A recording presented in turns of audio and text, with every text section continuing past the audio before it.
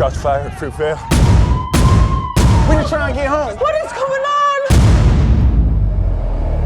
Next stop, Fruitvale Station. Look, when we did the film, man, we had no idea if it was gonna come out at all. It was about 4 weeks. It was 20 days, five-day weeks. But yeah, we were moving really fast. We didn't have a lot of time. That was probably why, you know, like we didn't really have time to think really. Nah, like, not really. It was just like second nature. Everything just kind of happened, one after another.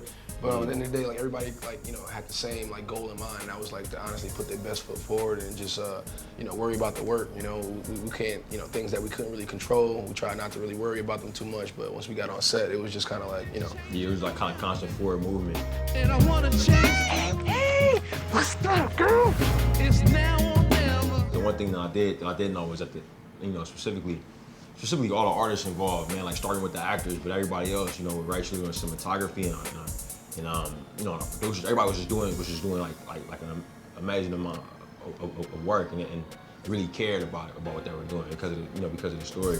So I knew that everybody was giving maximum effort. The process of auditioning for a film, it's usually kind of like, I mean, for me, this was the first one I never really, I didn't have to audition for. I just kind of set up a meeting. I read a script first. My agent at the time had passed me along, Fruitvale script, and I had read it, and that was the first, connection I had with Ryan before I even got a chance to meet him. Just like through his work, through his writing, and I was deeply moved, and I just kind of had to meet the guy that wrote these words, and met him at Starbucks. Had a conversation with him. And I mean, in the back of my head, the first 5 minutes, I kind of knew that I wanted to do it. And it was just kind of like, us just building and collaborating from then on out. Just us really getting to know each other as much as we could before we actually went up to start filming. And I mean, I think I started growing my hair like that day. Like, I started letting it go. I just, trying to get in character as much as possible, trying to figure out, how can I get up to the Bay early, to start really trying to put that work in as much as possible so it can show on screen. Put on some weight, start eating, Yeah, it was a lot. Not moving around so much. It was like Thanksgiving every day. Nah, I couldn't feel like it was gonna be big. I knew that everybody was doing their best work though. I could tell that. I could tell that everybody was putting their absolute best work in, and I was excited to be a part of it. But at the same time, it was my first time making a film, so it was all happening really fast, to be honest.